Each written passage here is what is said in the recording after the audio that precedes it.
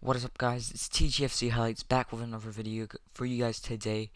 Today we will be talking about the 23 players Gareth Southgate should pick for the Euro 2021, which will be held in London. The final will be held in London. But before we begin, I would like you guys to hit that like and subscribe button. I would much greatly appreciate it. I hope you guys are having a good day, and let's get on to the video. Okay, I'll start off with three goalies. The first goalie I chose is a pretty obvious one. I chose Nick Pope.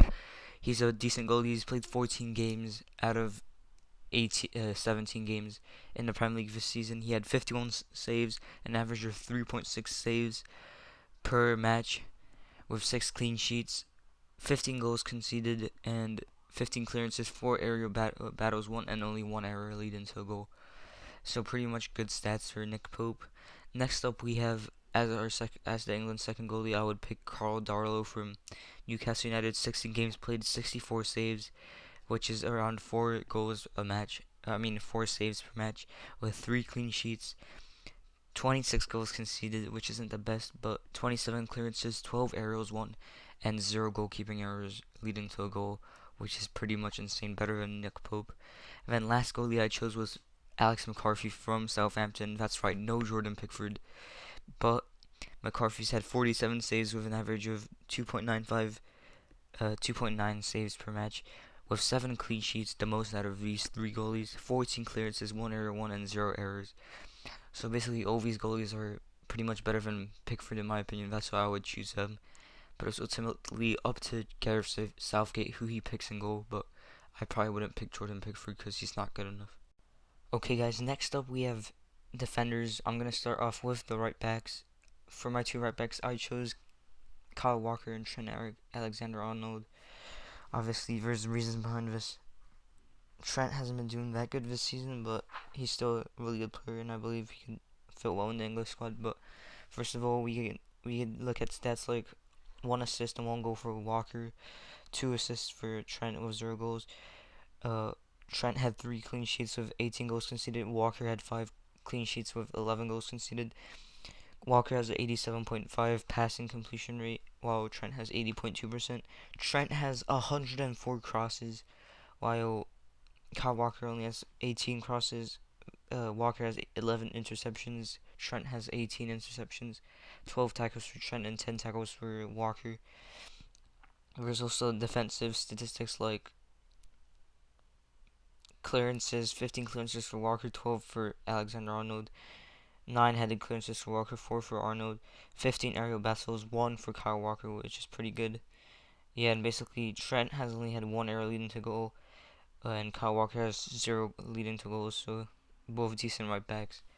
And yeah, next up we will have my 4 center backs, which I chose.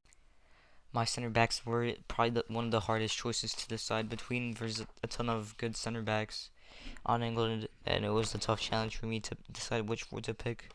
But first of all, I went with Harry Maguire. Harry Maguire! This one's really debatable. I know he's a meme basically, but I chose him because Gareth Southgate likes him. He's a captain for Manchester United, who have been doing well this season. He's had 1 goal, 4 clean sheets, 86.6 pass rate completion, 24 goals conceded, which is pretty bad.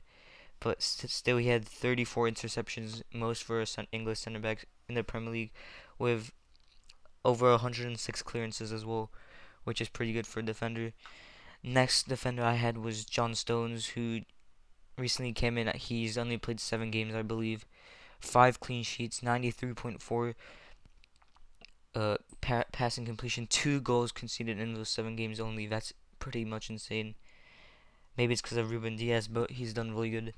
And then we had 4 blocks, 9 interceptions, and 18 clearances, and that's only in 7 games, which is decent. Third center back I chose was Tyrone Mings. Villa have been doing good. Obviously, he's one of the reasons behind them doing good, and other reasons like Jack Grealish and Emi Martinez as well. But he's had 2 goals, 1 assist, 7 clean sheets, 77.5 pass completion rate, 15 goals conceded only, 9 blocks, 12 interceptions, and 51 clearances. And last center back could also be controversial because there's so much good center backs, but I went with Eric Dyer, who's had 6 clean sheets. Spurs haven't been doing that bad defensively this season. Only 12 goals conceded and 13 blocks with 14 interceptions and 79 clearances. So those were my center backs. There's obviously more players like James Tarkowski, Ezri Konsa, Joe Gomez, obviously, and yeah, other really talented center backs. But I just went with the four best in my opinion. So don't hammer me in the comments or at. Next up, we will have my two left backs. For my two left backs, it was pretty hard to decide who to pick as the second left back because the first left back's gonna be obvious. The second one, didn't know too much whether to pick him or not, or pick a different right back. But since it's two left backs, I had to pick a left back. But first of all, we will have Ben Chilwell, who's had 4 clean sheets with Chelsea this season, and scoring 2 goals and having 4 assists. He's done well in defense as well. Only 15 goals conceded. He had 12 interceptions, 20 tackles, and 26 clearances, 25 aerial battles won, and 14 headed clearances. The second left back I went with was Ben Godfrey, who's been decent in the Everton role, but the question is he going to be consistent enough when Digne comes back, and is he going to be playing as a right back, which was really hard to decide. I probably would go. I was originally gonna go with Kieran Trippier, but there's not really a second left back to go with. So if I were Gareth Southgate, I would probably start Ben Chilwell every game as a left back, unless he somehow put Saka as left back. Saka's not really a left back anymore. He's a right mid for Arsenal and a left mid right now. So I didn't pick Saka as my left back. Alright guys, next up we have our midfielders. I picked 9 midfielders, which consist of wingers and central midfielders like cams, CDMs, and stuff. First player I picked was Declan Rice, CDM for West Ham United. He had 0 goals and 1 assist right now in this season, but he has had 6 clean sheets, and he's a more defensive player with 87.6% pass completion, 4 blocks, 35 interceptions, and 32 tackles. Then other center CDM slash center mid, we have Calvin Phillips, 0 goals, 2 assists, 5 clean sheets, 86 pass completion rate, 43 crosses, 40 tackles, and 27 clearances as well. Then next up we have James Ward-Prowse as my other center mid. He has had 4 goals, 4 assists this season. He's been crazy on fire in form with 8 clean sheets, 86 pass completion rate as well, and 103 crosses for his teammates. Then we have our more wingers and etc. with Jadon Sancho, 1 goal, 4 assists, and 110 tackles won this season for Borussia Dortmund. I also picked Saka, the 19-year-old, 3 goals, 1 assist for Arsenal this season with 4 big chances created, 77.8 pass completion rate, and 65 crosses. I also picked Jack Grealish with 5 goals, 7 assists, 8 clean sheets, 82.5 pass completion rate, 51 crosses, and 23 tackles. Obviously done really good this season, and he's been one of the better players in the Premier League, so he definitely deserves to call up. Then we have Marcus Rashford, 7 goals, 4 assists this season with 3 clean sheets and 81.7 pass completion rate. Obviously on really good form as well. When I first looked at this stat, I didn't know he had 7 goals and 4 assists, but apparently he's had a good season, so I rate him. Okay, next. My next midfielder I chose was Phil Foden, 3 goals, 2 assists, 50% shooting accuracy with 2 big chances created a game, and 88.4% pass completion rate, obviously, which is really good as well.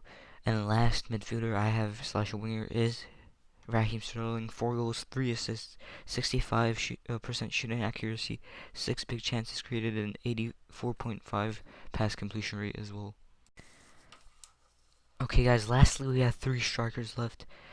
2 of them are pretty obvious, a third one may not be so obvious, but we have Harry Kane, obviously 10 goals, 11 assists, 61 shots and 23 shots on target. Obviously really good season for Spurs. Without him they wouldn't be that good. And obviously Kane has contributed to goals in past seasons, but this year he stepped up his assists, and also his defensive play is also really good for Spurs. Comes back and helps the team. Then we also have, as my second striker, Dominic Calvert-Lewin, 11 goals, 0 assists, 45 shots and 24 shots on target. Obviously another good player this season, stepped up into the Premier League for Everton really well, has been scoring goals and has been called up to the English national team earlier this season. Then we also have Danny Ings with 7 goals, 3 assists, 27 shots, and 15 shots on target. And he's also been injured partly in the season, but he came back and he keeps on scoring goals. A goal against Liverpool, which clutched them up to win. Yeah, and obviously really good form as well. So yeah, those are gonna be my 3 strikers. Thank you guys so much for watching. Comment down below which national team I should do next. Please leave a like and subscribe. Hopefully you guys can have a good day. This is just